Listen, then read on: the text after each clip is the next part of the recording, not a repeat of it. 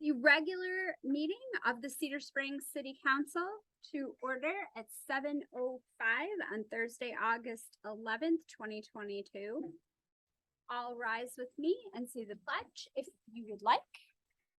I pledge allegiance to the flag of the United States of America, to the republic and one nation,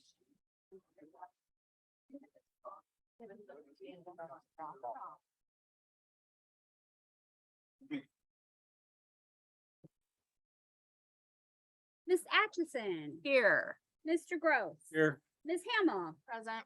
Ms. Powell. Here. Ms. Race. Here. And Mayor Conley is here. Public comments. The council welcomes. I'm chopped liver, but I'm here. I'm sorry, you are. How did I skip you? Uh-huh. Okay. Ms. Nixon. I totally know you're here. I don't know what I did. Sorry. Public comments. The council welcomes and encourages the public to speak during the public comment and public hearing portions of the agenda. However, council policy is to hear the public comment, not to act on the public comment at this time. Concerns brought before the council during the public comment portion of the agenda will be referred to the city manager for action. If after communicating with the city manager, no resolution is reached, the concern will be elevated to the mayor and then eventually to the council for action. Those citizens wishing to speak on agenda or non-agenda items will be allowed a maximum of 4 minutes each to address their concerns. This is the only time during the council meeting that citizens are allowed to address the council. Please state your name and address for the record if you would like responses. Do I have anyone who would like to speak at this time? Come on up.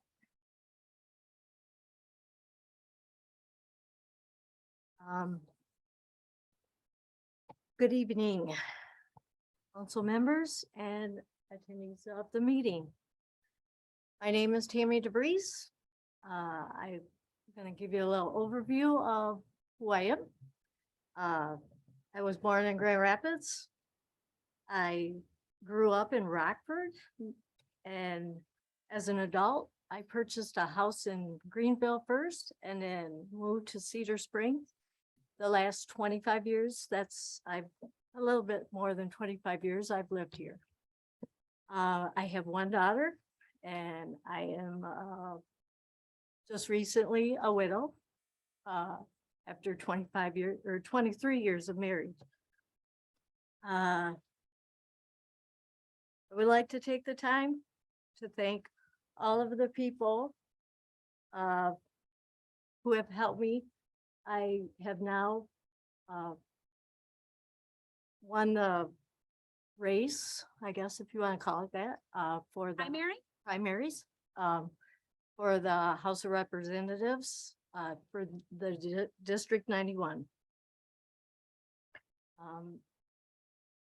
Especially all of the voters. I went out personally to backyards, front yards, to talk with people. I am here to represent the community. And yes, on the November ballot. So I do have a lot of work to do still.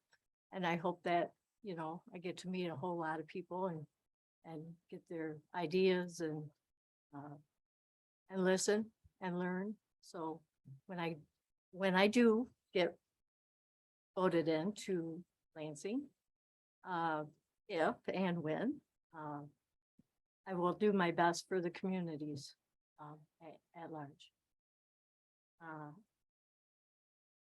My platform is one choice, one school, one environment, one job. In closing, I hope everyone has a safe trip home and a great evening.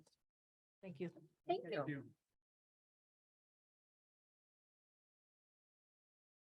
Anyone else?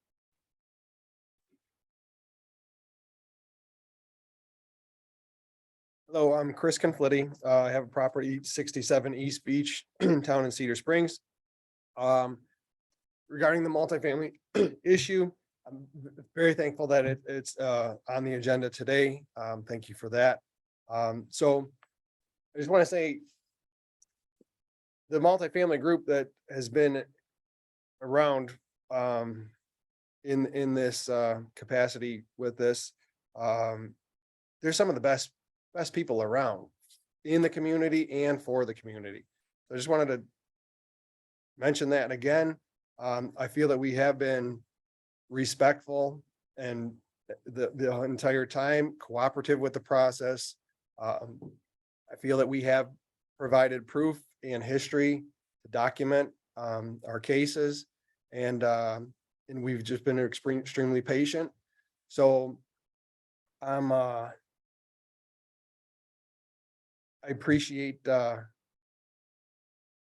process. We've followed the process and come to you guys as the council to make this decision. And I'm hopeful and thankful that you guys for your role and hopefully we can put this to bed tonight.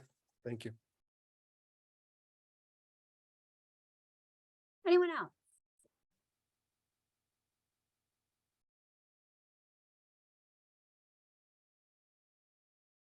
Good evening. I'm Dan Spitzbergen, PO Box 42, Cedar Springs. And I wanted to thank you for the efforts that have been gone into this whole multifamily property issue that is thankfully on the agenda this evening. So I'm looking forward to it. And I did have a question. I'm kind of curious what it mentions here that in the action item that that the zoning administrator is going to undertake a work plan. And I was just kind of curious what that work plan is. And yeah, be glad to hear an answer to maybe that question. And if we can be of any service and input, we would be glad to do so. Thank you so much. Anyone else?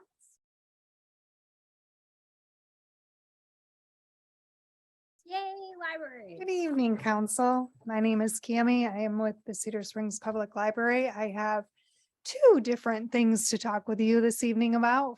The first one is what happened at your library in July, and then a recap of some summer reading totals for you. So in July, for kiddos 0 to 5, there were 164 kids and 97 adults that attended story time.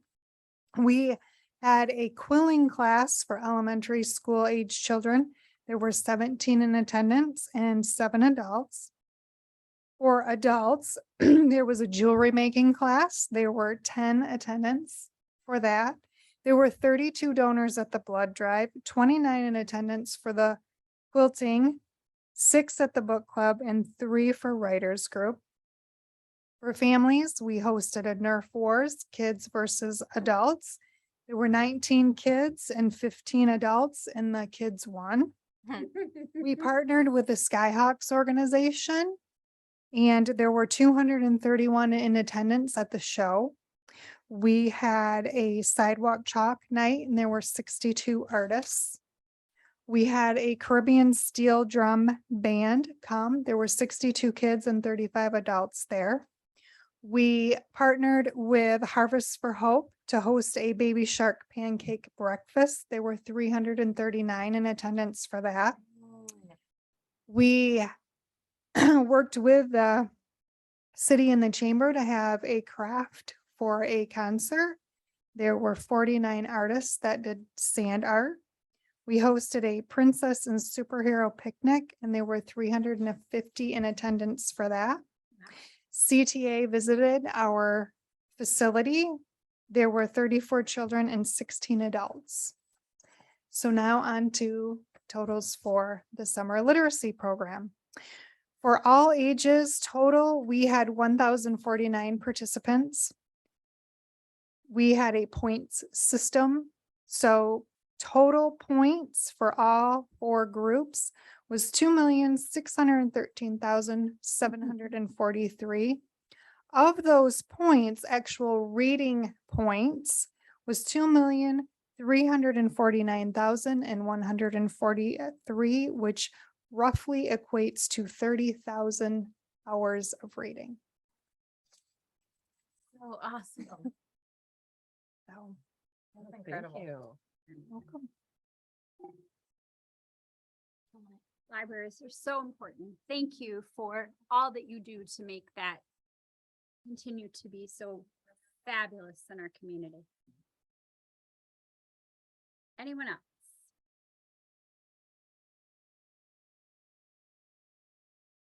Hearing none, we will move on to public hearings.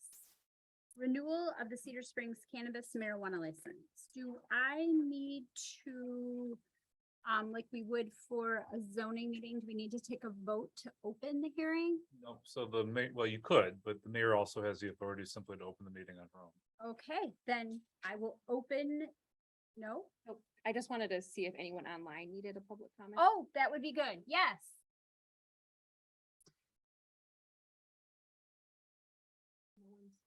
No, we're good. Stepping forward. so- Okay, we'll give you a second if you haven't figured out how to unmute yourself. Are we good? I've been off of Zoom for a little while and my Zoom skills are getting rusty.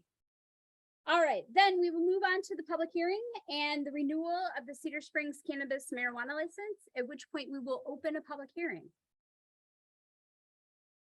So at this time, would you like to accept public comment from the public? Sure. Do I have any public comment on the public hearing on the renewal of the Cedar Springs cannabis marijuana license? No, we're good? Okay. Then I will close the public hearing. Yes, I can just close it. We don't need to vote. So I will close the public hearing and we will move on to the adoption of the agenda. Madam Mayor, I do have a couple changes I'd like to make. Sure.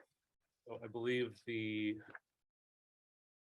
July 14th meeting minutes did not make it into your packet. So I would ask that we strike that approval in the consent agenda. We'll put that on the next one. And then, Councilperson Powell, did you have a change that you wanted to make? Yes, I thought someone from Red Flannel would be here tonight, but apparently they're not, but there are two action items.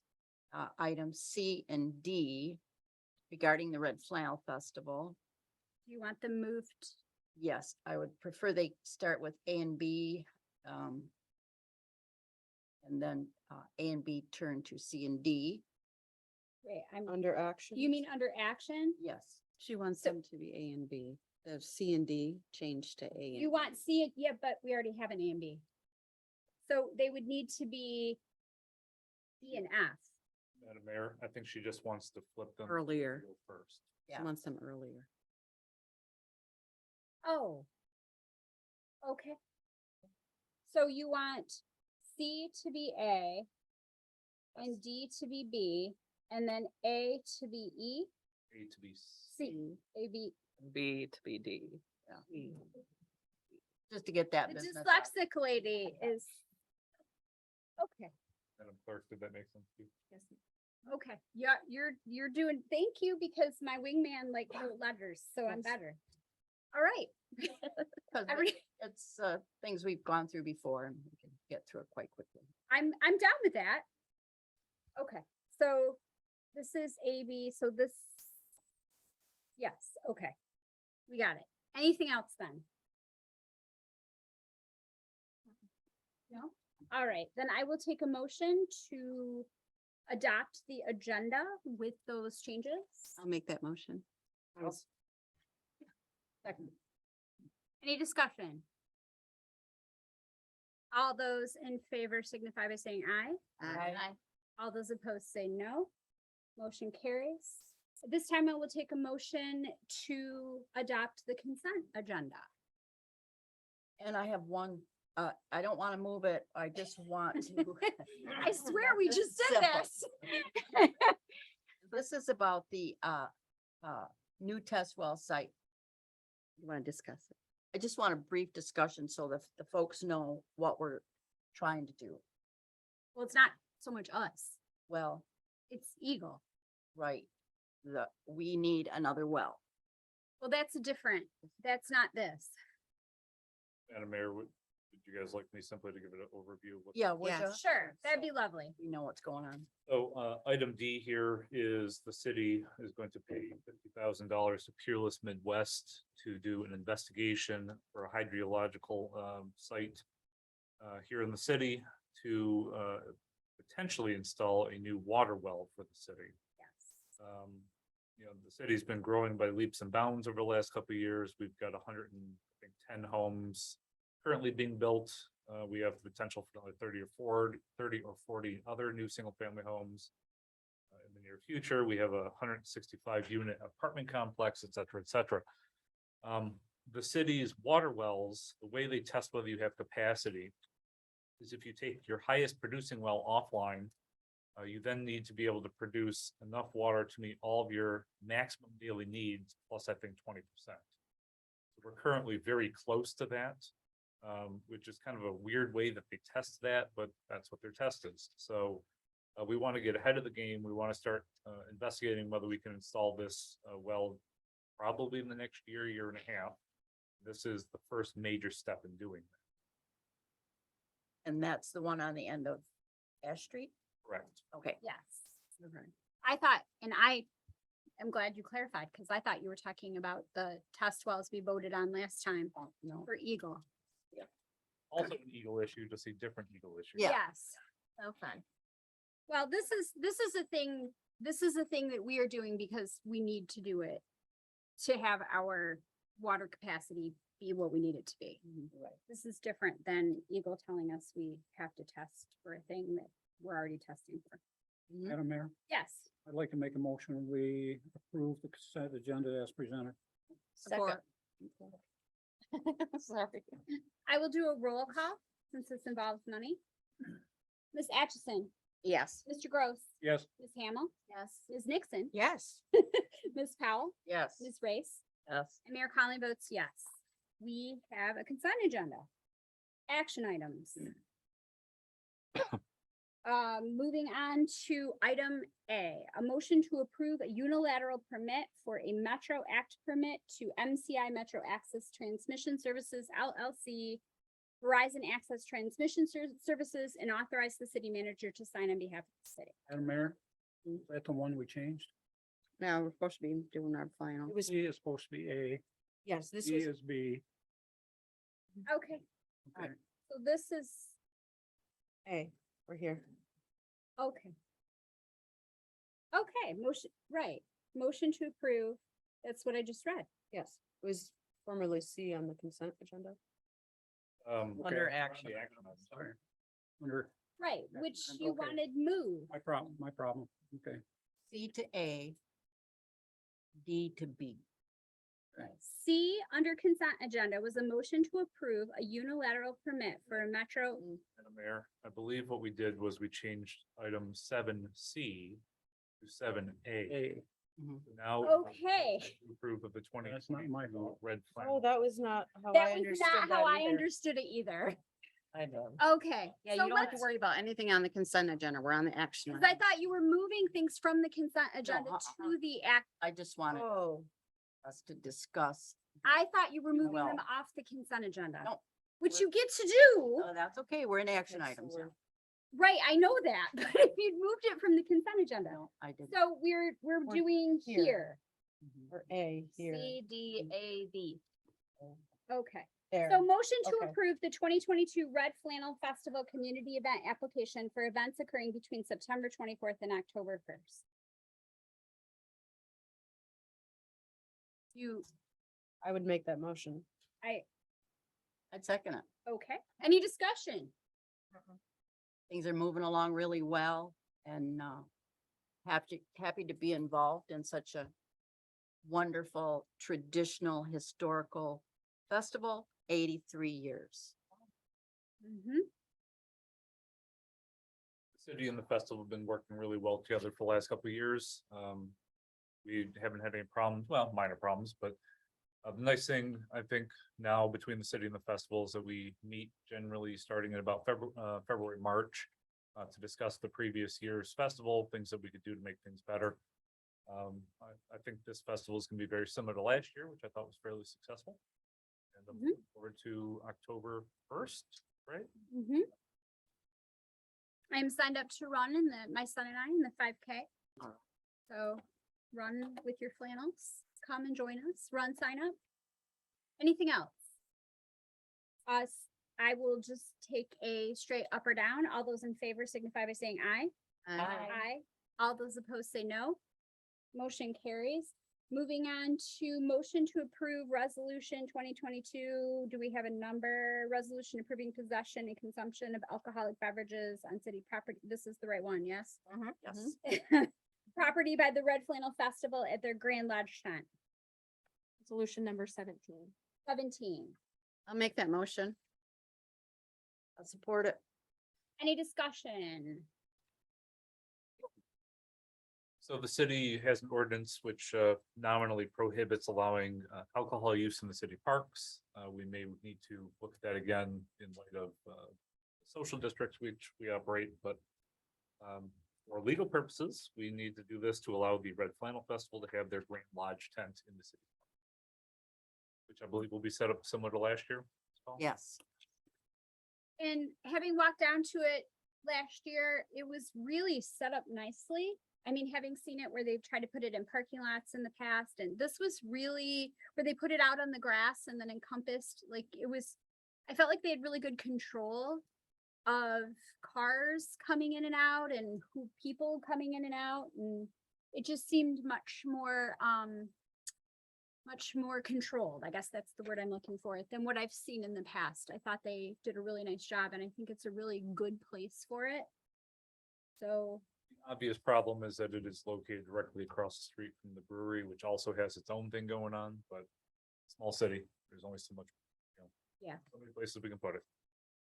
But I agree, for the most part, it worked pretty well.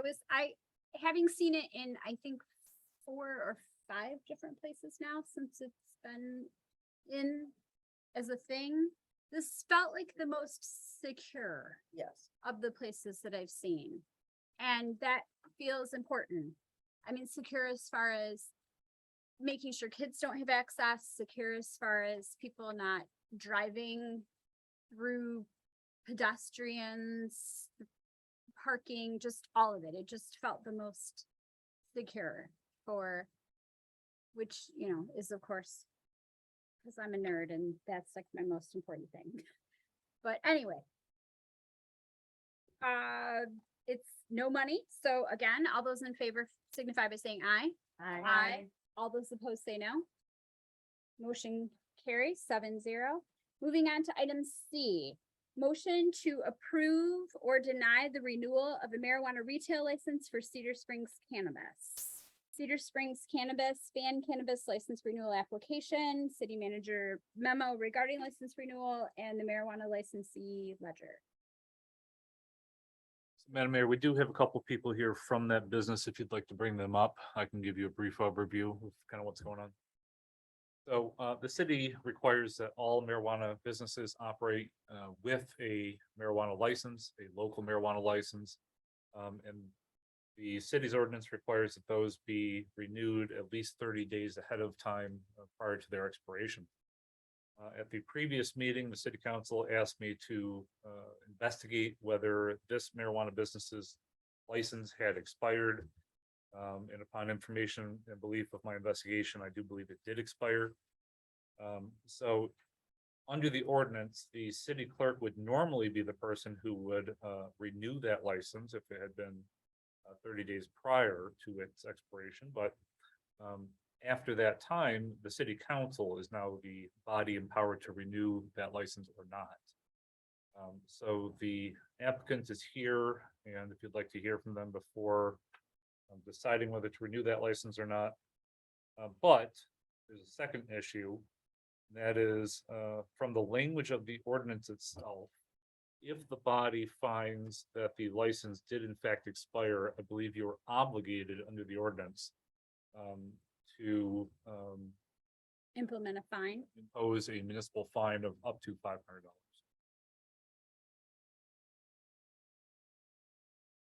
Do I have a motion?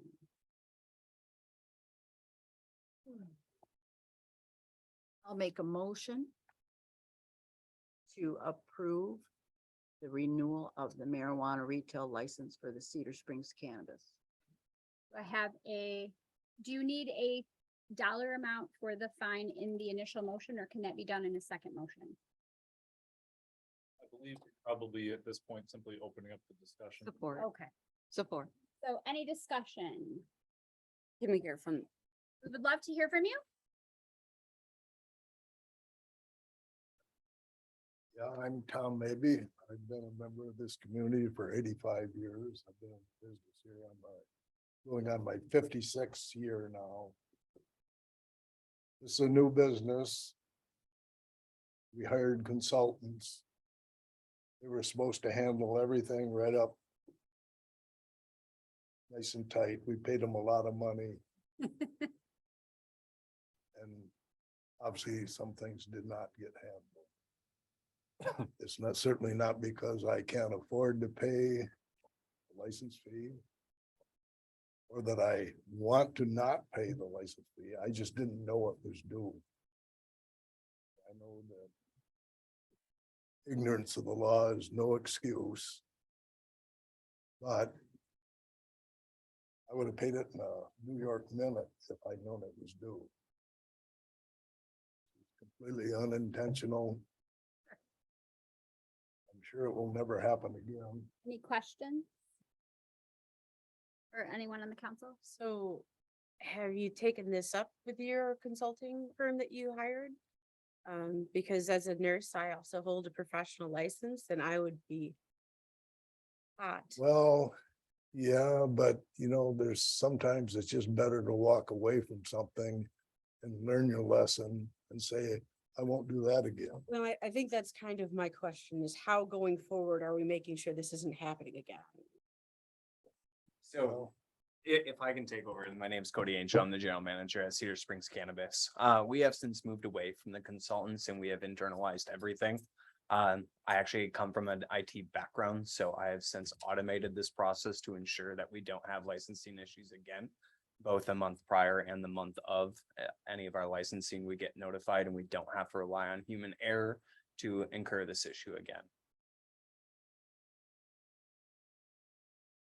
will not happen again. You Get your question answered? That was my question. I just want to know what's the fix? What are we doing? But it Yep. sounds like there is a fix. There is a fix and it's already been implemented. Yeah, there's lots of us who hold licenses that have to, I got it. Says the lady who just paid $160 to be able to keep teaching. So, any other questions? So then we need to talk about how should we go about imposing this $500 fine? Should it be part of this motion, up to $500 fine? So the body would have to find that the license was in fact expired. Okay, And if you determine that the license was expired, then somebody would have to make, I would assume, an ancillary motion within the motion to impose a fine. I have a question, and that goes along those lines.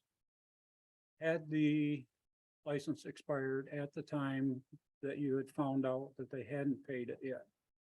Hadn't submitted, you said it was supposed to be submitted 30 days in advance. Okay.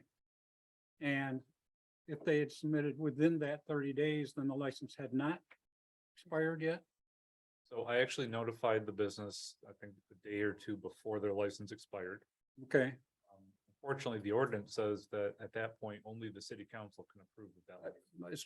but actions were being to be taken prior to the actual expiration of it, so. Correct.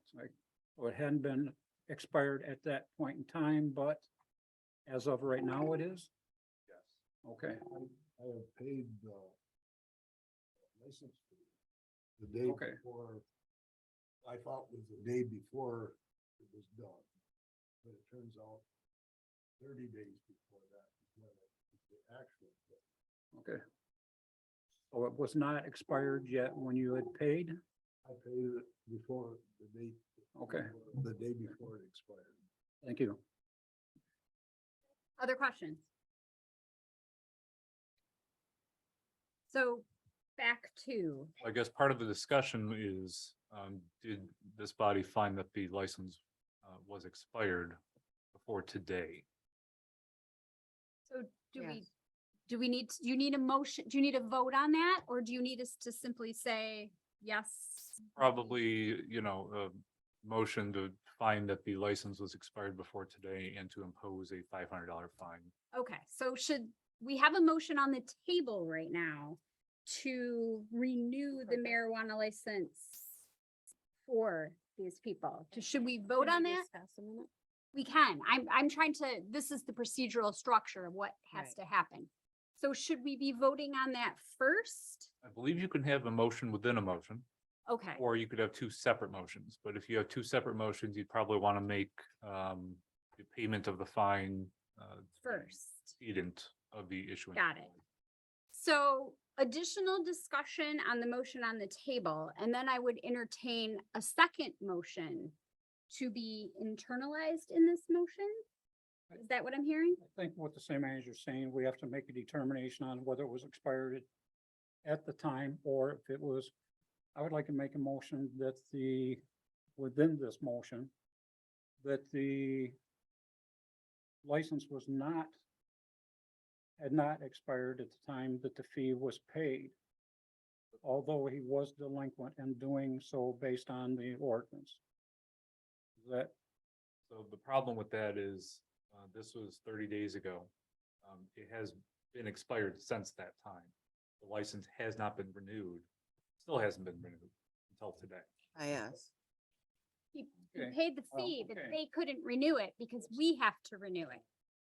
Because we were within the 30-day window. okay. Right. Well, and that's what I was wondering, if he paid it in advance of his actual license expiring, so I'll retract that. Okay, so I need a motion within a motion to find that the license has expired and then determine what fee should be imposed if it has. Do I have a motion claiming that their license has expired? Ms. Conley, I think it's cleaner if you just have Ms. Atchison rescind her first motion and take care of the fee. Okay, I think I made the first motion. Ms. Atchison, would you rescind your second?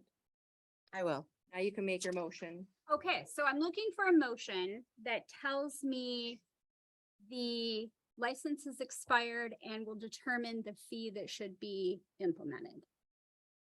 I make the motion that we approve the renewal of the marijuana retail license for Cedar Springs Cannabis that was expired with a slight fee. And We need just for the record, fine, not fee. Okay, fine, fine. fine. So does that work? You have to actually give a dollar amount. Okay, Which we need to discuss. So I would say, my motion is to approve the renewal of the marijuana retail license for Cedar Springs Cannabis, which was expired. And with a fine of $50. do I have a second? I think the fine needs to be. Okay, so we have Now a we can second. discuss. Any discussion? Yep, Yes. go ahead, Ash. That's fine, but we have to have the second before we can discuss it. While I can appreciate the taking of responsibility, I really, like, this is a serious thing. It's the one thing that the city requires. Everyone on this council, not including me, because I wasn't in the council yet, had taken a risk in bringing marijuana businesses in here. When I was on the planning commission, I was like making sure that these businesses were going to provide something back to the community. And we could have all just said, no, thanks. It was a lot of work. So no, I think it needs to be significant, like at least 300. At least. I was just giving us a starting. That's still, it's not personal at all. No, but that's I was how just I giving us feel. a starting point and I agree with you. I agree that Um, it should be. Mr. Manager, More do than you know if it's traditional to just, for the people in other places where this happens, to use because the up to $500 is the state, right? No, so this is our local ordinance. Oh, okay. Local ordinance says, shall impose a fine up to To $500, including other, Is it the others. state that simply says the 30-day prior and is that the, That's our local ordinance as well. okay. Basically, Am I wrong that when we implemented a big piece of these, that what we were trying to do is implement our ordinances to match what the state regulations were saying? Under Lara? kind of, I mean, these ordinances are very complex. Right. This portion of it is not related to the state in any way. Okay, This is simply a methodology which we use to say, hey, this is a serious issue, and if you don't, we're going to punish you a little bit. In my idea, I kind of lowballed it, I'm sure, but in my idea, I was looking for an amount that is the first time. And then we have up to 500. So that was just in my mind. That's why I'm just explaining. Which is Yeah. totally, I understand that, but for the way that I'm processing it, like these are adult businesses, these are big kid businesses, like you're in business. You have to worry about a license that we say that you can do it, and they have been operating without that license this entire time because they didn't even check. Also, Mr. Womack over there had to walk over there and tell them that it was expiring for them to even start to do that. So it would have been way later than they would have done that. That's not acceptable. And I also think that it needs to be an example for all the other businesses that we went on a limb for and be like, this is not acceptable. You have one thing to do. Ms. Nixon? So it wasn't gross negligence in the fact that I thought you had it handled. It just wasn't. And then I'd split the middle. I'd say $250 and I hope you send them a bill. Mm. I would. Nixon, for what it's worth, we don't have to send them a bill. He did pay the. No. It's The consulting firm that dropped the ball. He's like, no. Which I totally agree. If that's like, that would make sense to me. Okay, other discussion? I think it's fair and, What's fair? An the- amount? I would say late fee or fine, whatever you want to call it. And, How much? the 250, I think is very Okay. reasonable. And, I guess, cause if we had another business come in, say, well, we're late, so we got a place to start. Unless it was gross negligence, this was a mistake, an error. And, we have to be understanding of that because I think we've all done that at a time or two, not got our license. Except for you, done in time. I'm or- not saying that I haven't done it. I'm saying that if then the state is gonna fine me, oh, well, then. Like, I'm an adult and have to make sure that I am keeping my license and his business in order, Right, and we like- pay late fees if we're late, so. which is, yeah, I'm, See something? The state sends me a bill, I got a bill for that, that's Mhm. considerably more than Cedar Springs charge it, Mhm. but I got a bill. If Cedar Springs would send a bill or a notice, some sort of notification, an email, anything. but it's not my business. I- It's your I know- business. I know. And it's but- a year license. but You send can a- keep track of a year license for an expiration. You can do that. I gotta tell you, as a teacher, nobody tells me my license is expiring. It's also written on the license. But I mean, I have to log in a whole bunch of hours. I gotta pay $160. I have to come in and have my clerks swear an oath and notarize and as a nurse. July 22nd of 2024 is when my current RN license expires. My license was renewed the 1st of June before Laura told me that I had to. Because it's my job, it's my livelihood, it's my business, and I don't work without that license. I cannot. And I am in deep poop if I try. And in my case, the state doesn't tell me. I just have to know. I can, I mean, it's just, it's one of those, I just have to know. And if I don't renew that license, I don't teach. I think based on, if I may, I've heard a acceptance that they fell short. Yeah. They're aware of the fact that it's their fault that it wasn't paid. Okay, it doesn't matter how much we fine them. It's the idea that it happened. I also believe that it should be more than the 25. 250 would be fine with me. And if anything else, if it happens again, then it's the whole shebang or more. Any fines that we have with most of our ordinances, at least the regulatory ordinances, it starts out like $150 up to 500. We didn't give that option, but it did say up to 500, so it gives the discretion of somewhere in between or lower.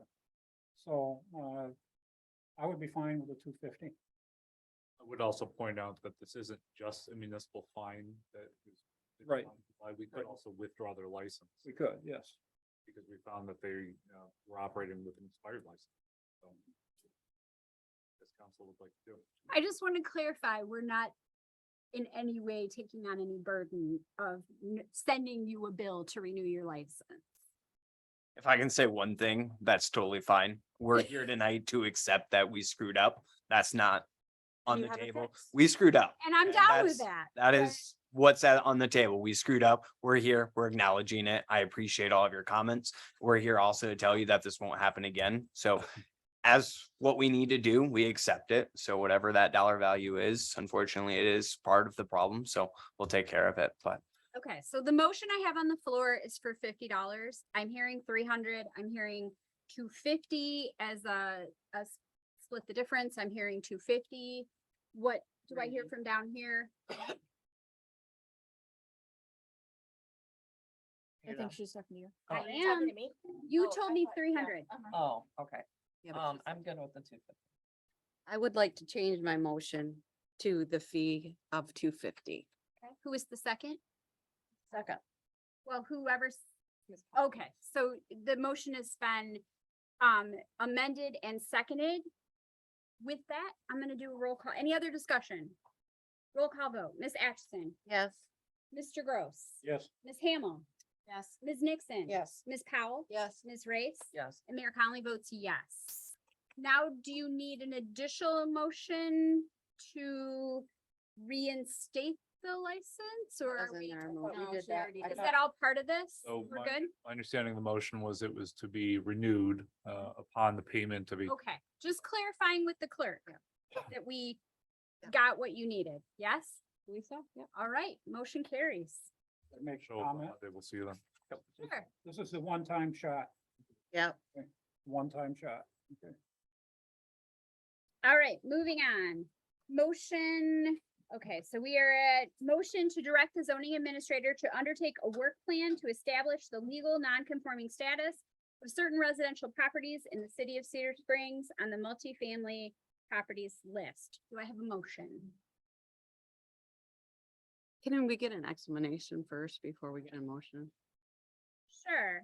I'm not sure the- exactly what it means. Well, the manager and I talked about this, that it seems to be the will of the council to move this forward in creating a legal non-conforming status. We had some questions about, help me with the two words. I don't know what 2 words you're talking about. Well, a use versus a Activity. activity. We had some legal question about what is the difference between a use and an activity? And can we enforce those? Regardless of whether or not we have provided a legal non-conforming status? Because there seemed to be some concept that somehow like it waives all requirements to meet zoning regulations and it doesn't. But Madam Mayor, if I we can kind of, well, I was trying to give the answer that she's looking for. I think I'd have a simpler. explanation. Sure, go ahead. So, something that I still have not heard from the landlords, and I'm not sure they quite appreciate or understand, is that there is no discussion or misunderstanding about the concept of nonconformity.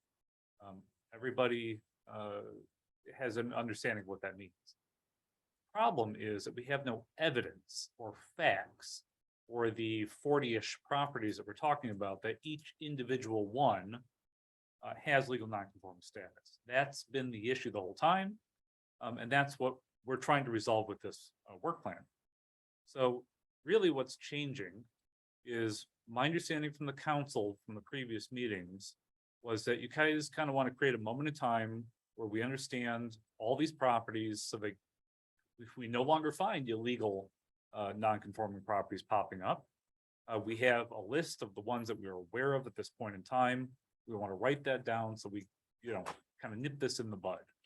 So instead of continuing to ask the landlords to present evidence that their properties are in fact non-conforming, which they have failed to do, what we're going to do is propose that we introduce a new type of evidence, a sworn affidavit that they can say, I swear my property was legal non-conforming.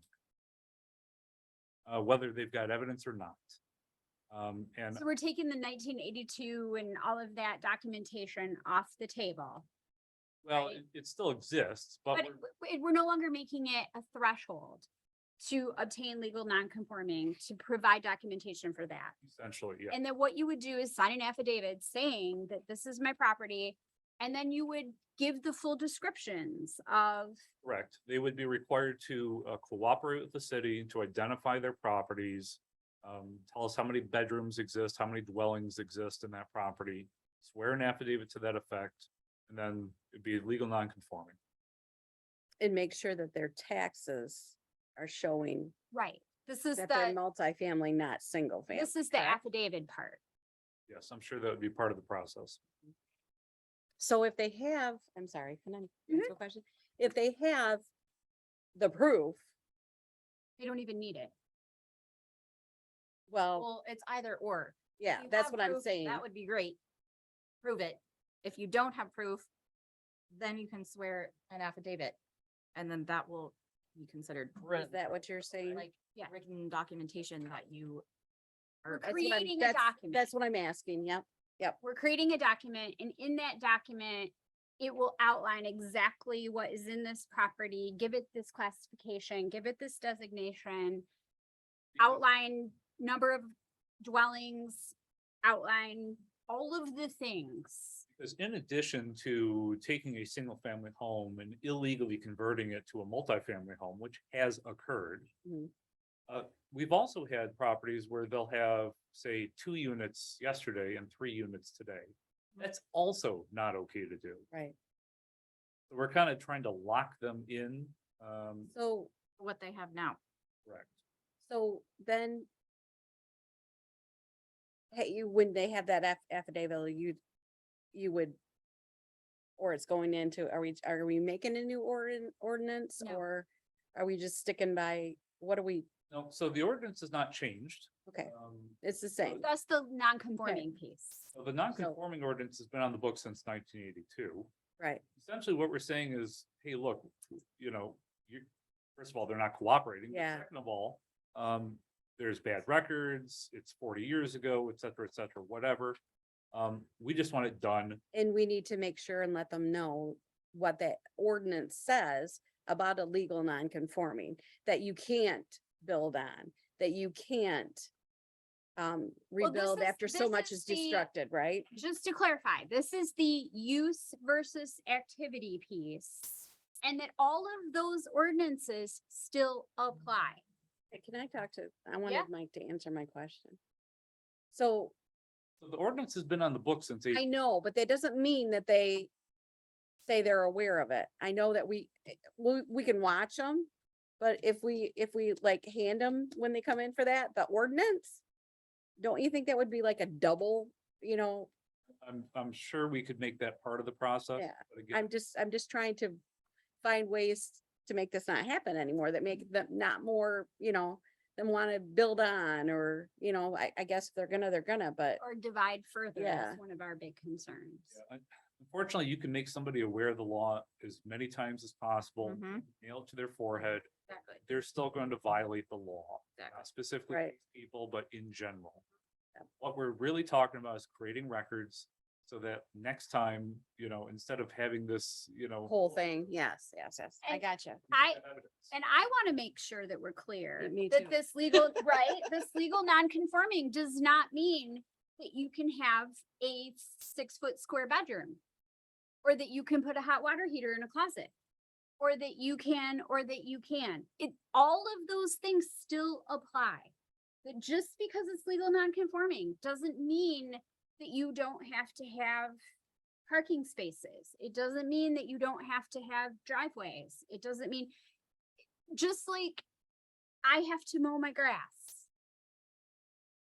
I mean, it doesn't, legal non-conforming doesn't say because my house doesn't have the same setback as a new building that I don't have to mow my lawn. So just so we're clear on that, because there seems to be some confusion about that. So have we clarified the motion that's on the table? Yes. I have, Made a motion, yeah. I Well, have- the motion that's on the sheet. so my question is this, should one of these, presumably then legal non-conforming, multifamily homes burn down, would they, with this, be able to rebuild it as it had existed prior to being destroyed? Only if it's been burnt down to less than 60%. Right.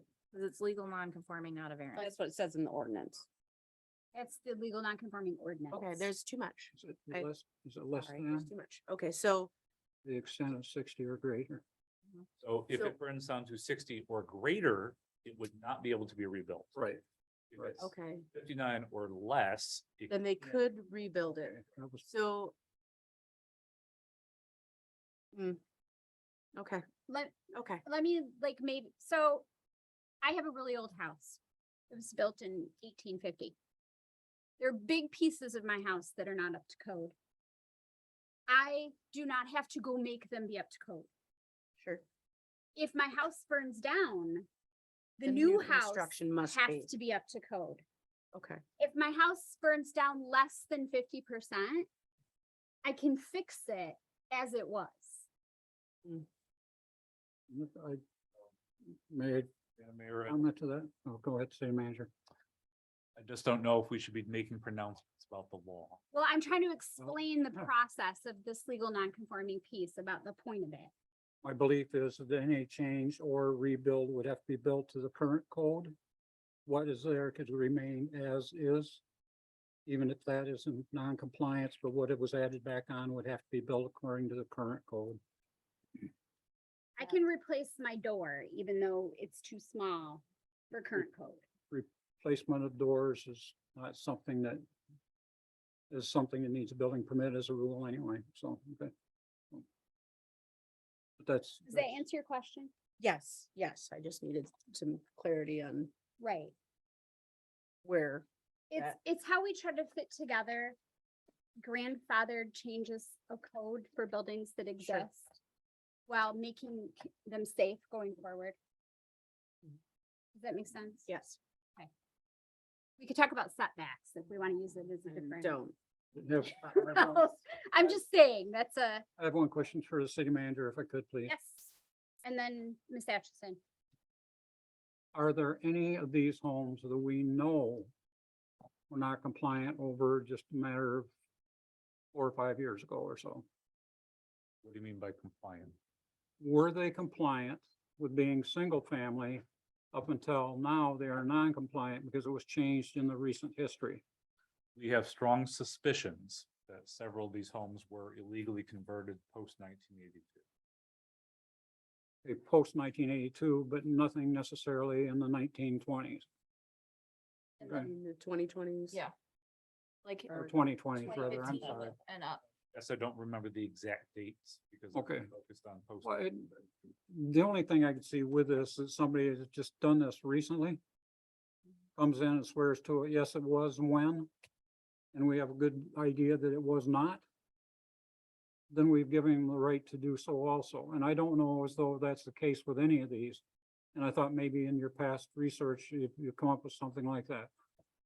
I think there's a reasonable to say that there would be a time period that if there's a reasonable belief that it was that in 15 years ago. while I'd be happy to go to court and deal with each of these houses on their own individual merits, that's not the Okay. relief I got from council at the last meeting. Well, I'm just asking you, that was just an example. I don't know. My original one was, did something happen in the last 6 years that then made it where it was clearly obvious that it was being changed without having permission to do so? A lot of these have been around forever, and I know it. Unfortunately, I've been around forever. But, in that time period, I know they've been here, but, I don't know if there's okay. I'll just drop the point, because it is difficult to set a time period and let's say find out anything that hasn't been for this amount of time, so.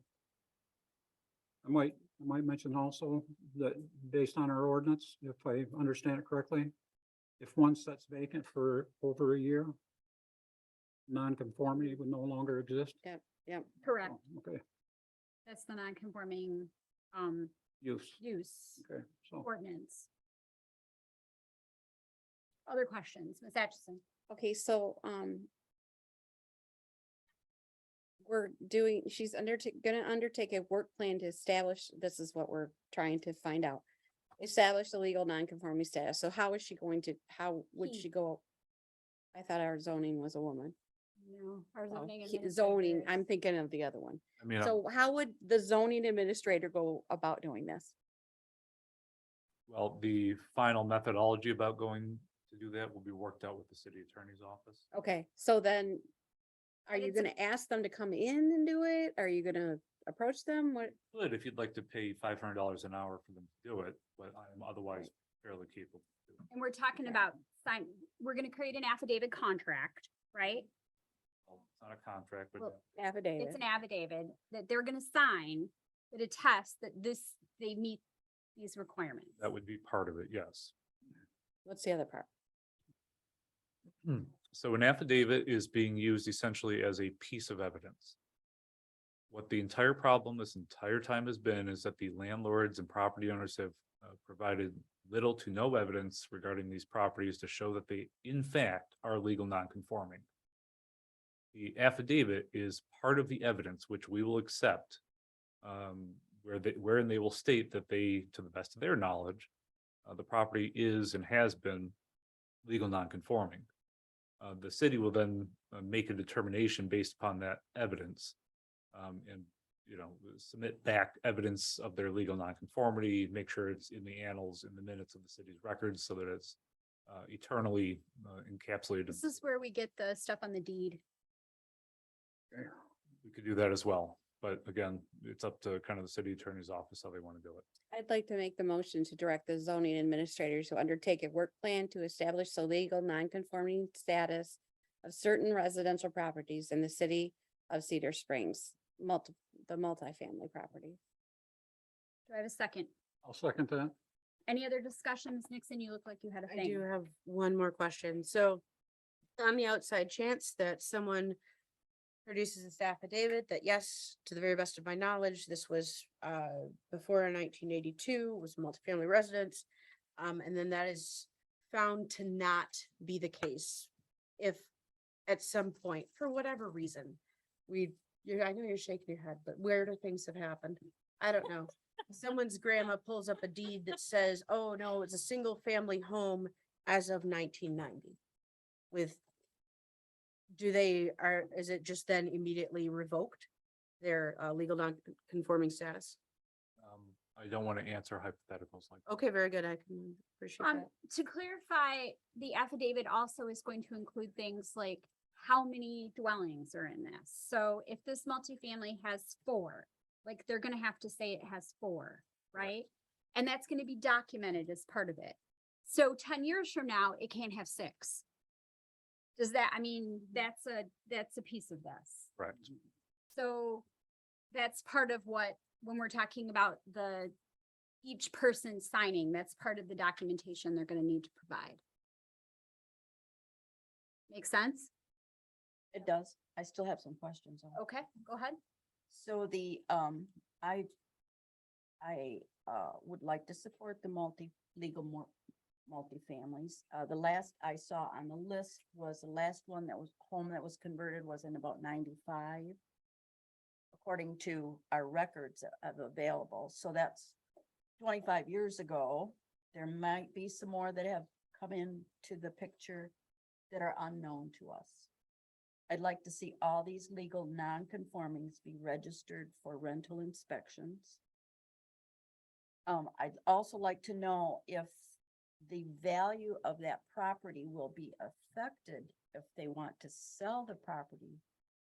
Can they sell it as is, or is there gonna be some stipulations on that? And also,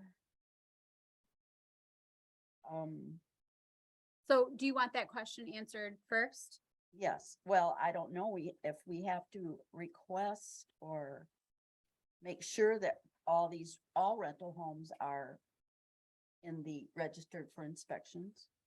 Okay, I'm trying to clarify what your question is, so we Mhm. can get it answered. So are you asking, are all rental homes inspected, or are you talking about multifamily in the R1? Any rentals. Okay, because I But feel like these- that's a different question. Right, but I am focusing on the legal non-conforming. In the R1, which When are they come in and do multifamily in the R1. affidavit, They say, yes, we are registered. So what you're saying is you want to, as part of that, to be that they have to be inspected for, Registered for inspections, yes. okay, is that a thing that we can include? If I may, Well, I think- let me get her question answered first. well, Is but that a thing that we can include, Mr. Manager? Sure, the question is, can we include as part of the requirements in signing the affidavit that they agree to sign up for rental inspection? All rentals are and should be part of the rental inspection process already. Okay, so the answer is yes. Does that answer your question? Okay. Mr. Gross? okay, my understanding was we're doing this with multifamilies. Yes, Okay. that's, So single family homes, there may be rentals that are out here, they're still considered to be a single family home.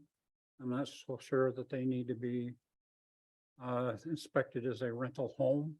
They're still a home. Okay. Would they- Your, mean, your they are. question about the, unless the city manager corrects me, a legal nonconformity goes with the property as long as it's there irregardless of ownership. The only time that drops off is it ceases to no longer be legal nonconforming for whatever reason. Whether they quit using it as a rental home or whatever. If they change it over to a single family home, it can never go back. right. And that's the way the legal nonconformities work. It goes with ownership of the property. It doesn't just a particular owner, it goes right along with the property. And if it was sold, it could still be sold as a multifamily. Yes. Okay. And, I do want us to do everything we can to, resolve this issue. Can we vote on this tonight? We are, We that's, have the my motion's first on the motion. table. Don't we have to look at it twice? It's No, not an This is an ordinance. action item. Okay, And we have looked at this 100 times. I know, but we haven't had an action item on it. Well, Just want to make sure. other questions? Other questions, Ms. Atchison? Ms. Nixon? Ms. Race? No. Mr. Gross? No. Hey, we're gonna vote. Ms. Atchison? Yes. Mr. Gross? Yes. Ms. Hamel? Yes. Ms. Nixon? Yes. Ms. Powell? Yes. Ms. Race? Yes. And Mayor Conley votes yes. Motion carries 7-0. All right, moving on to, this is, as I have so many arrows here. Here, motion to direct, no, we No, just we did did that. that. These ones are Discussion done. items. Next page. Discussion item on child daycare centers policy, planning commission review 8-9. So this went to the planning commission Tuesday, right? Correct. Yes, I'm sorry. I should be answering out loud. Yes, it did. I have a rough understanding of the conversation that happened at planning commission. Yes, they thought that Mike should probably go ahead and do the language, help the language in the. Create a, to Am I create an correct? ordinance. Why don't you go ahead, Mike, because I think you, I think you can say it better than me. So the planning commission did make a formal recommendation to the city council. The problem is that you have three different sets of laws, kind of all ambiguous and conflicting. But the immediate issue is whether the home occupations ordinance, which is a local city ordinance, requires family daycare centers of 6 children or less to be registered as a home occupation. And the planning commission took the position and made the recommendation that no, they should not be, and to interpret the ordinance to say that. That'd be a fair recitation. Yes. I think there was also a recommendation that we fix the ordinances at some point, but we obviously have lots of priorities and lots of issues and lots of work, so we'll get to that eventually. My inclination is to trust the planning commission. I mean, that's why we have them there. So other thoughts? This is a discussion item. I was just glad to see that there was a difference between having a facility that was dedicated to childcare as opposed to the home occupant, Right. that state license. Mhm. Sometimes if you're doing private care, it doesn't have to be, it should be, but if you're doing any kind of a care for a child that is on subsidy, Right, have to be licensed. right.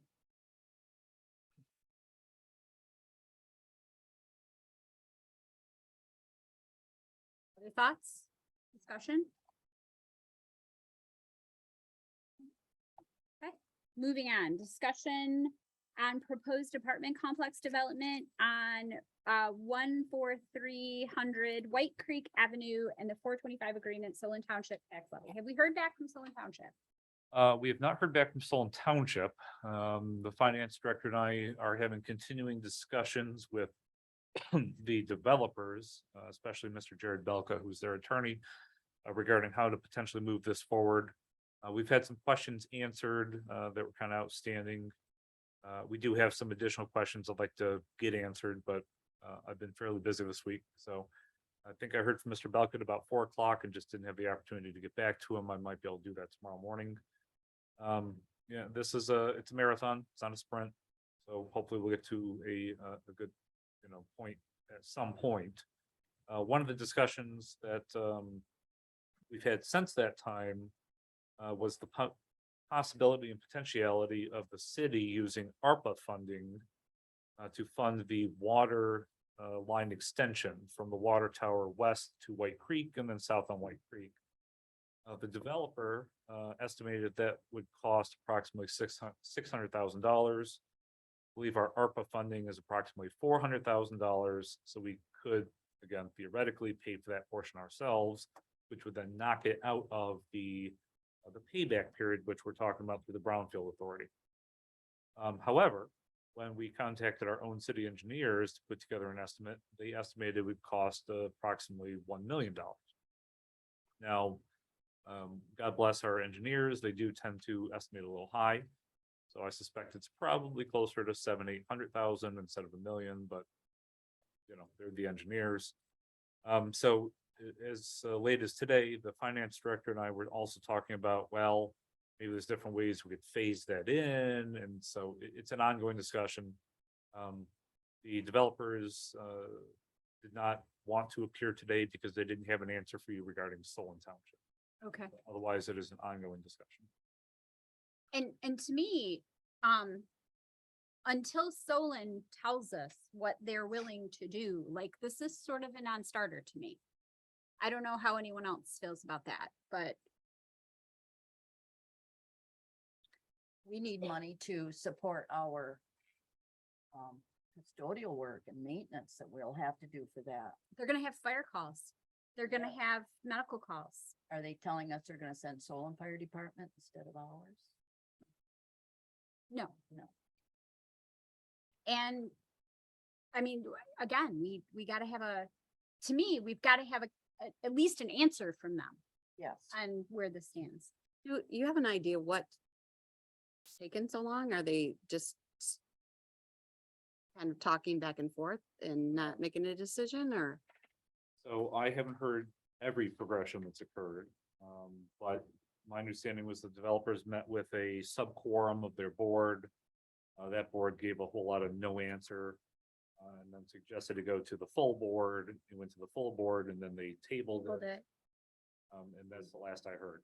Now, from the city's point of view and what we've asked the developers to pass along is the original plan was for 100% of the proceedings of the tax property value would go towards the developer to pay them back for the utilities extension. Mhm. The mayor and I and the developer then worked out a deal where 15% of that would pass through to the city to help pay for fire, police, et cetera. What we proposed to the developer to propose to Solon Township was that they would likewise pass through 85% and take 15% of what they otherwise would under the 425 agreement. Which, I mean, to the city, it's kind of nominal money. Currently, I think the township earns less than $100 in property taxes on this per year. I think 15% pass through would be like $1,000. And then 100% would be something like $3,000 or $4,000. So it's not huge money. But I think what the city's looking for, and correct me if I'm wrong, Madam Mayor, but some equilibrium between what the city's giving up and the township. Correct. And the idea is, again, we're gonna provide all the services. Right, I don't think it's a big ask. And we can reevaluate if they say no. But I feel like we need an answer. We do collect the new property taxes, though, right? Cause the value of that Except property. we won't, because they're gonna be passed through to the developer piece for the tax abatement. That's the issue. So what do we use to pay our fire department and our DPW people and our clerk? Because it's gonna kick us into, because we're right now at 2,300, 2,500, and the magic number is 1,999. 400 more registered voters, and we need a second precinct and a second voting machine. So, and if you put in 130 people, we gotta pay for that. Right. So this is the math. I mean, this is the math, and Solon is not picking up any of that money. They're not like, here's a voting machine. I mean, here's a fire call. I mean, that's not a thing. So. Now, to be fair, just for the long-term perspective, what we're asking for is a pass-through of 15%, which would equal to about $15,000 to $20,000. It's not big. It's not big and almost certainly would not cover our full costs, Right. but It would be something. it would be something. And then at the end of this whole period, which is between 10 and 15 years, depending on what we're talking about, they would then be paying approximately $150,000 in property taxes.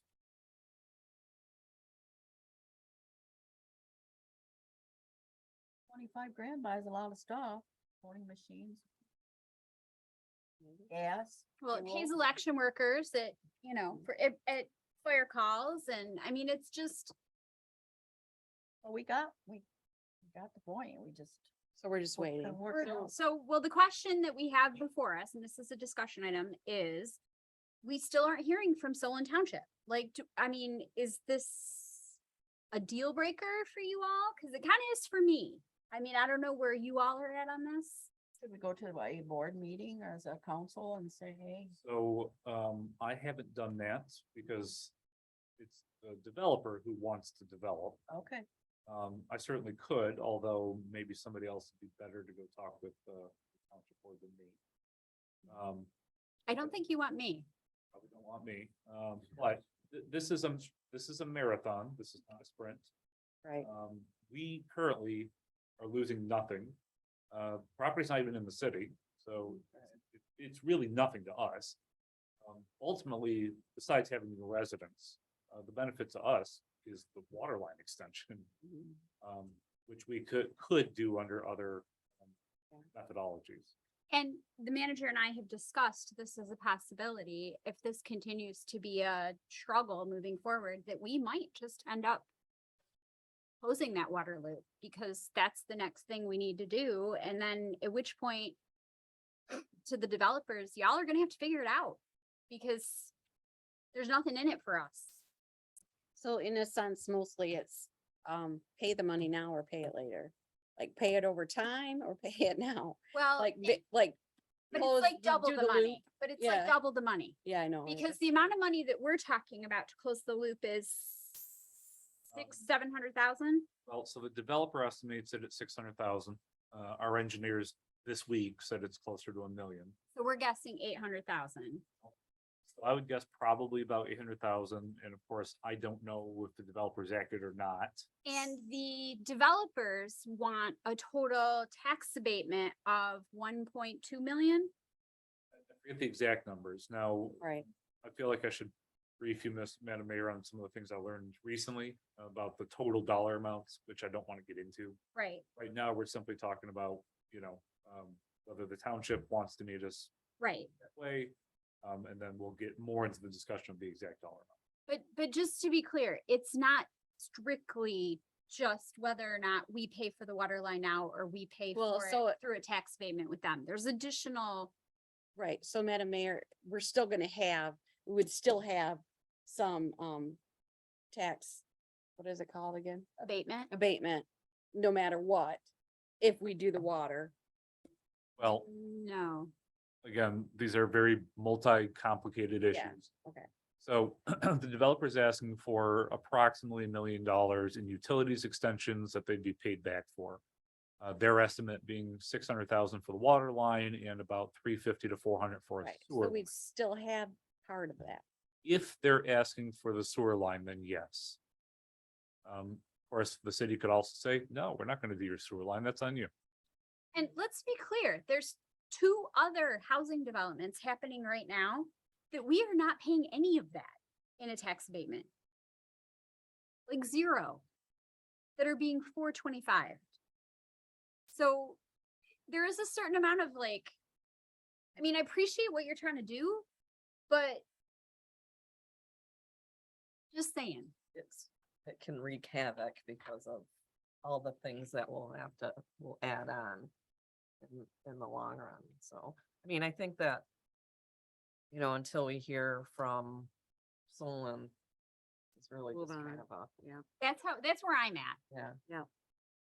How does anybody, I guess I'll do a kind of Yeah, I have a straw. question. Oh, sure. The somewhere between 600,000 and $1 million estimate does not include sewer. Is that correct?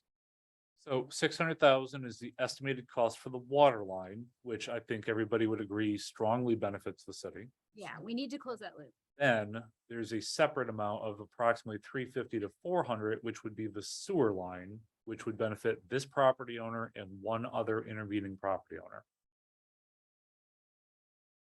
It is not necessary for the city.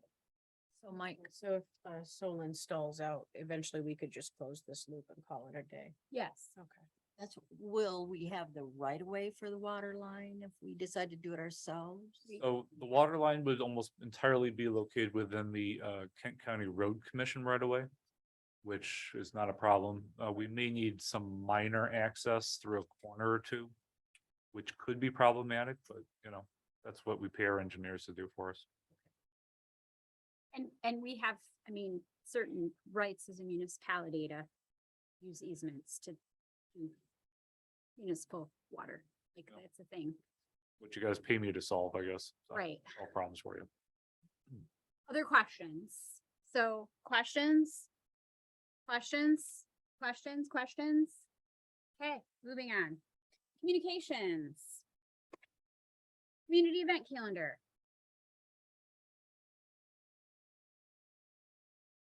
Mostly just put the communications in there for anything you guys want to pull out and talk about. So The summer reading program is lovely. I had some fabulous chalk art that I got to go see and participate in and take a whole bunch of pictures, and had a lot of wonderful young artists get their picture taken with the mayor, oohing and eyeing over their wonderful artwork on the chalk on the sidewalks outside the library and it was quite fabulous.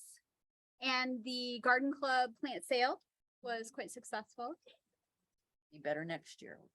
It was really good. So anything else on any of the events that have happened? Concerts in the park, I think, are going quite well. Yeah, it went real well last night. It was a slow start, but then they had a nice crowd. Beautiful weather. Yeah, and I wanted to mention, as long as I'm able to, the blood drive increased from 22 to 32 donors. So you guys, I'm gonna be talking about. Do we have the every next month. date Yeah. for the next It's one? Next Tuesday, Next Tuesday, 16th, I believe that is. 16th of Au- So, at the library. yes, And do we have a time? from noon to 7. And they do accept walk-ins if they can, but they were just thrilled. to And you go. have to be 16? I don't know. You walk in and find out. I don't What know time about is that. it Oh, you can go on their website.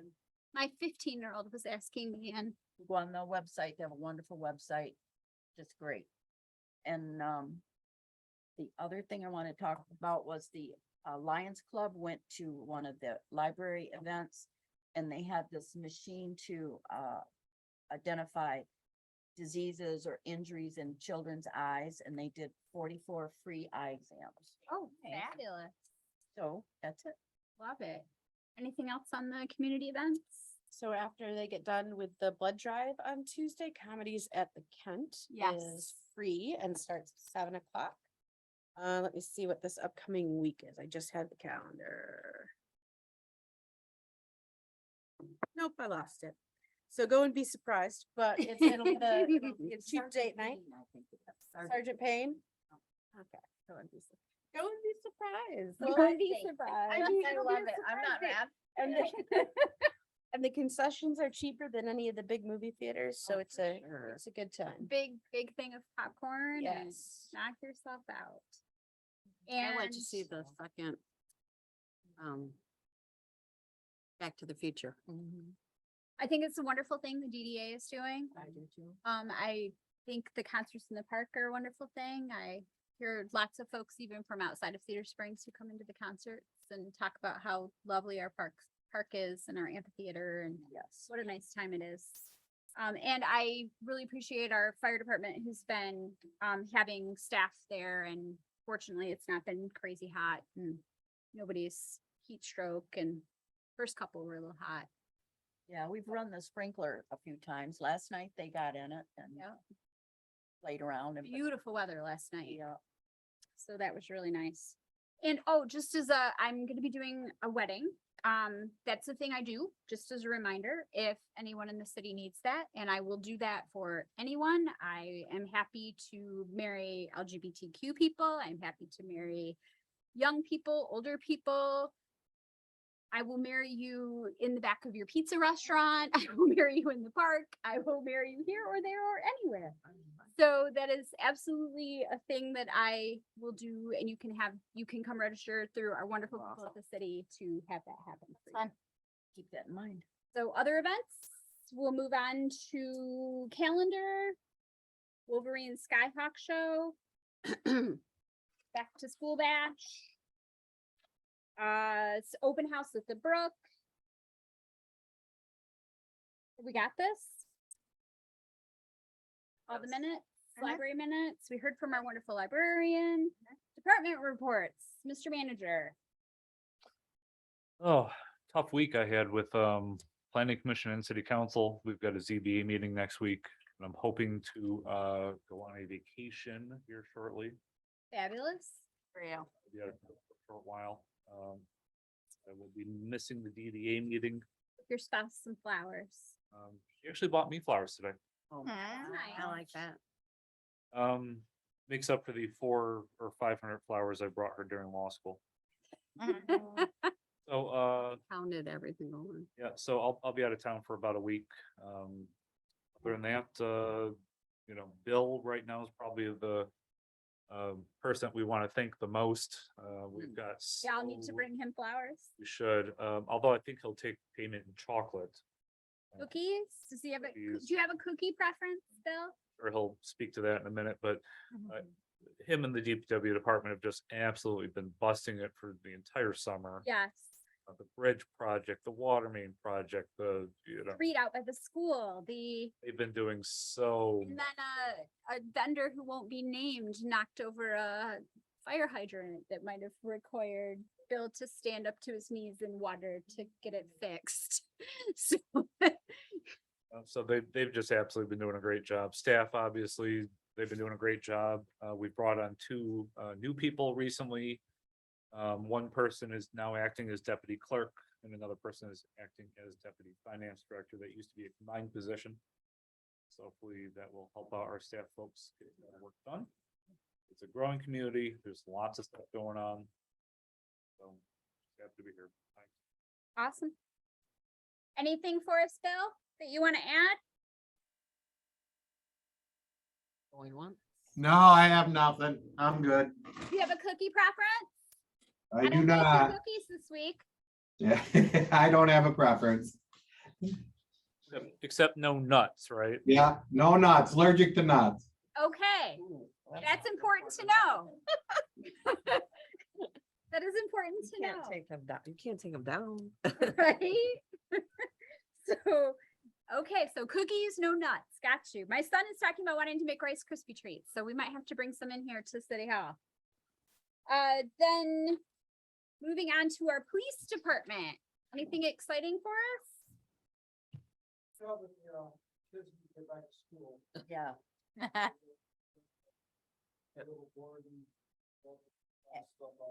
Oh, yeah.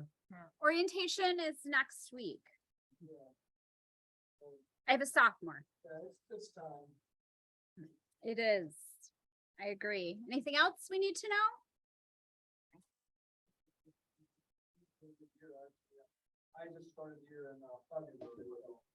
Welcome to our fair city. Yes, he did. Oh, It's kind of funny how many of you guys come back on occasion. It's kind of funny how many of you guys that have left here and went down there and have come back up in here in the area. Yep. They love us. how is the new station that you're building going? Can you tell us anything about that or? Oh.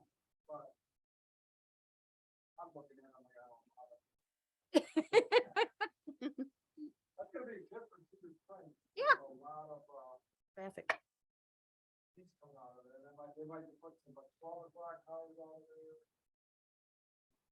Some of our cars that live up here and then maybe they can go to Plainfield, but they can start up here.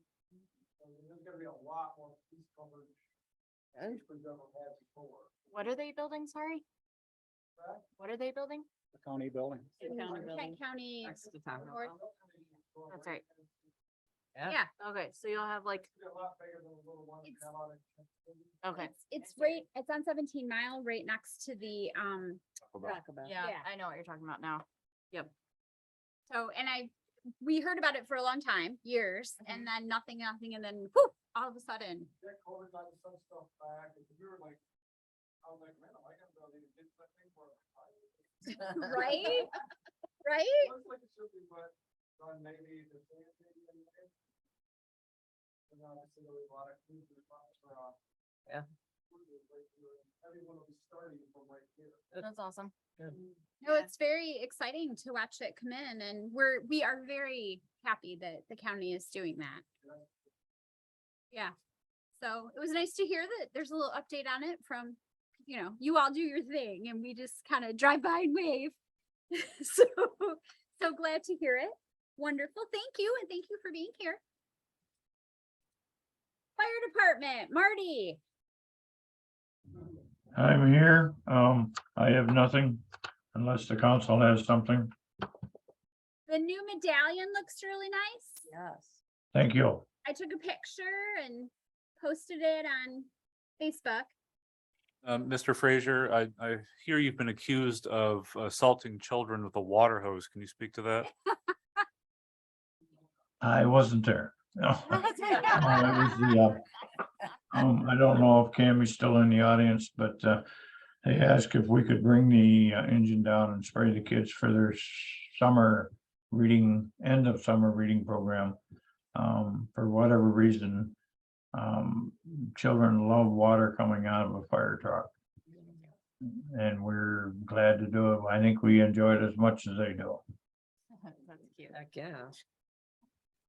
Thank you for doing that, Marty. You're welcome. As And always, the fire department is just amazing.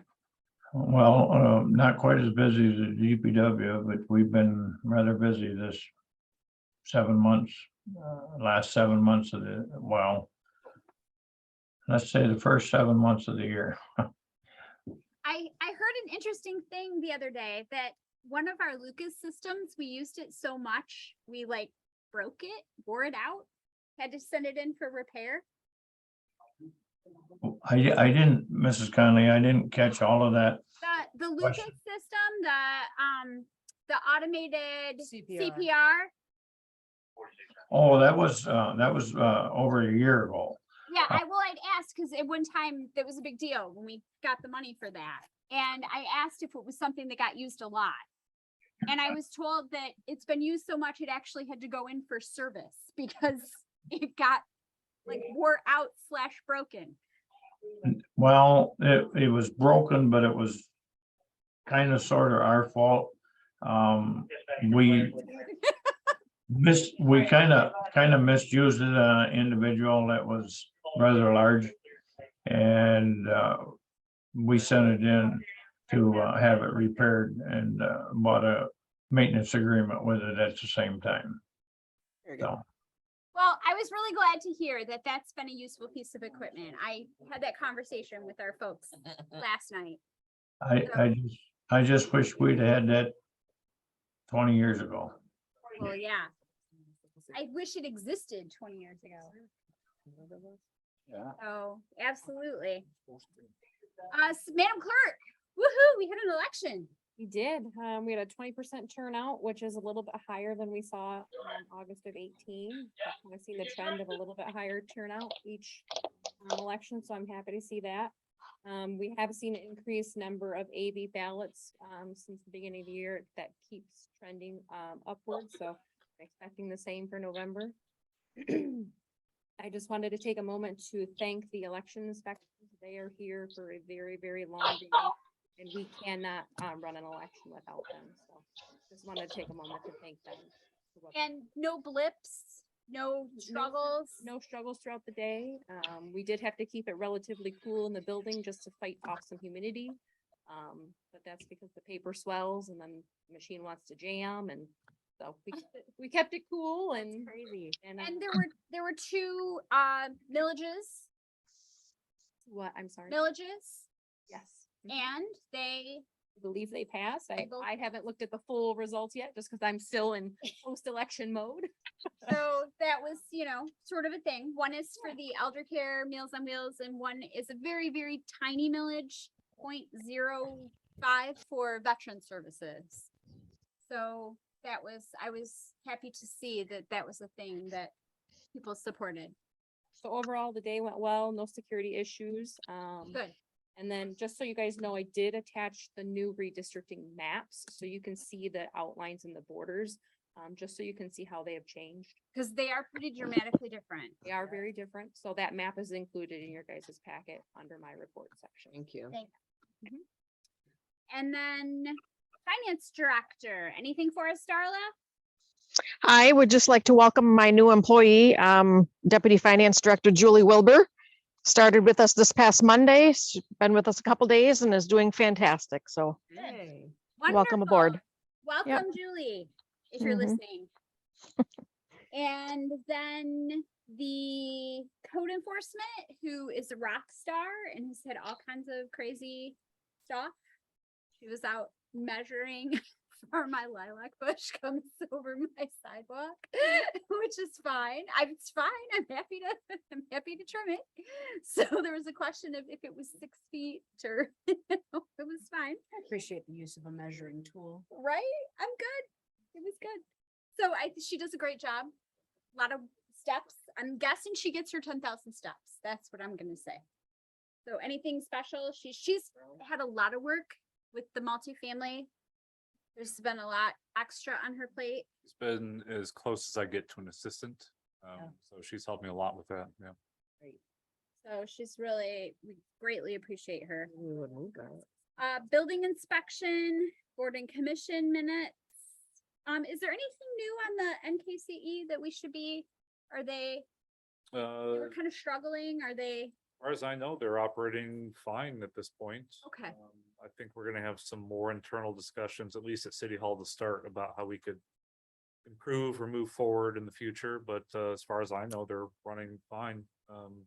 Falcon is still on that board. If you have specific questions, she might be able to answer. I just know they were struggling, and if that's resolved. There's political struggle. I think the organization itself is operating okay. Okay. There were even some financial struggles, was that with people backing them, Sure. so. I think that would be it for that. Moving on to council comments. And I was told that I did this in an incorrect order previously. So I'm not sure like what order I should be doing this in, but Ms. Powell. Just glad I'm just having a wonderful summer here in Cedar Springs and didn't plan to go on any long trips. I'm glad I didn't, because every time we decided to go, there was either a flood or a tornado or something. So I was awful glad to be home and enjoying my hometown. And that's all I can say. I'm just glad to be here and safe and sound. Mr. Gross. I want to thank the city and city council and everything for my exercise regime. I walk down to at least the bridge twice a week to check to see what's going on down there. Other than that, it's just spent most of the time working. I appreciate everything that's gone on with the DPW, the fire department, the sheriff's department, and everybody else goes on, and especially the office and the employees here, Mike and the clerk, treasurer, and there's a ton of work to go on with it. And it does get a little puzzling and complicated. I am happy to the point that we're close to, if not closing in on the final episode of the multifamily residential residences. It's not a simple thing. I know a lot of them been here for a long time. Unfortunately, I've seen a lot of them for a long time. I can't tell you all of them are here as long as I've been here, but it was something that was going on right along anyway. So, but I'm happy it's coming to a conclusion. Ms. Atchison. Well, help, thanks to the staff again. I mean, they do an awesome job. Are we getting to Mike's review and stuff pretty soon? We're past it. I know. We need to, I mean. I guess when he puts it on the agenda. Didn't want to complicate too many issues at the same time. Okay, Put it on the agenda. you're okay with waiting Well, a little bit? you guys renewed my contract, so Yeah, I'm at least not, departing anytime soon, but you're Right. right. We should be doing the review at some point soon, so I'll send out the actual thing that's used to review me and. okay, that sounds great. And thanks for the board members. I enjoy working with you guys. Ms. Race, Oh, that's great. That's great. that would be you. Glad I made it here tonight. I'm glad everyone's here. We do a lot of work. Everyone does a lot of work for the city. It's a small place, but it's a lot of work. So I'm just thankful that we have a great city that runs very well. And just thank them for all the hard work that they do. For all of us. Ms. Hamel. My only comment is about how many people turned out to vote. 20% is really sad. That means that only 20% of the people are making decisions for the rest of the people. So please vote. Please vote. Yeah, it's pretty high for a primary, but yeah, you're right. You're not wrong. 80% of the people did not bother to come. That's crazy to me. So every time I've come to vote, everyone is super kind. Everyone is very streamlined. There's no line. You can do it in 5 seconds. So You can also vote absentee. You don't have to Yep, have a reason. that also. And Rebecca answered my question about like ballot stuff when I first came in, because I was a little bit confused about how it worked. Like she explained it to me. There's like, people just need to take 5 minutes out of their time and vote. Next election's in November. November 2nd. November 2nd. No reason absentee voting if you want, and you can come down here to City Hall and get a sticker. I think it might be the 8th. Is it the 8th? It's a weird, if Right. oddly this year. I think it's the 8th. Can you check? Because I wouldn't want to say it wrong. I know it's August and we have another month in between, but I'd like to advertise it as much as I can. Yeah, it's the 8th. The 8th. So November 8th, Tuesday, November 8th, because we vote on Tuesdays. So show up and get a sticker and say hi, or no reason absentee voting. You can come into the clerk and get an absentee ballot, or you can mail in to get an absentee request to have an absentee ballot sent to you. So it can be super easy, and there's lots of important things that will be on the ballot in November. The people who represent us, all the way up to the governor and US House, and we're in completely different districts. So it's a big deal. So thank you for that. And yes, you're absolutely right. You're absolutely right. So there's gonna be a lot of ballot initiatives in November, 4 at least, I think. I don't know of any right now, but I know there are many that are trying. Coming down. Well, there's there's at least 2, the one on voting and then the one on reproductive rights. I think they're still canvassing signatures, but they could have. Turned in the signatures, 800,000 on the ones. 800,000, yeah, most They admit. still have to verify signatures. Oh, okay. Okay, They may still be in that process. I see what you're saying. Yes. I'm sure Sure. you're right, because it's 800,000 signatures that they. Yeah, have to do. they needed 427,000. Most signatures ever turned in. Yep. So yeah, there, anyway, I think there's at least 4 that they're trying to put on the ballot. There'll be lots of stuff to vote on in November, so show up and vote. Ms. Dixon. I'm just grateful that the city is as always, looking forward to what our next need will be. As in this new water tower site. It's important that we continue to do that in hiring staff as we continue to grow. Scoping out where we might put a second voting precinct. Just so that we continue to have those plans because we continue to grow. So thank you to the city employees for their work on that, and that's all I have. And with that, I would like to give a big thank you to the city manager. He's had a whole lot of balls in the air this last month. And this poor guy has, like, I don't know if there's been more than 2 days that have went by that he hasn't been like, Madam Mayor, I need to talk to you. So I give him a lot of props for that. Like, he's saying, well, I'll get to this tomorrow morning on a day when he's not supposed to be working. He's not getting paid to be here tomorrow. So I really appreciate that level of effort and caring that he puts in for the city that is above and beyond what his contract says he has to do. I'm so grateful for our city clerk and the way that she makes elections happen. This had some kind of crazy stuff in this one with some people saying some very strange things. And there's still a gubernatorial candidate who's claiming that the election was somehow not something. And I really appreciate the effort that she has put in to ensure that all of our people are trained and that everything checks out and that we have our documentation and that she drives to Kent County, it's stupid dark 30, to drop off the memory cards and the documentation, and again, comes in on Sundays to do voter registration when that's like a thing that lots of people are at home, you know, having Sunday dinner and like eating ice cream and watching TV or movies. And she's here doing our absentee voter registration pieces. So I'm really grateful for just, and then Bill, who's out feeling up to his knees in water. All of this work that is above and beyond what is expected, contracted, paid for. And the city literally doesn't function the way that it needs to function if you all don't do that. And we need to acknowledge and say thank you for that, because it's huge. It's huge.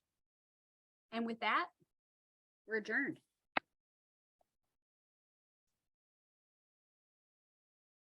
Nate, did you punch somebody?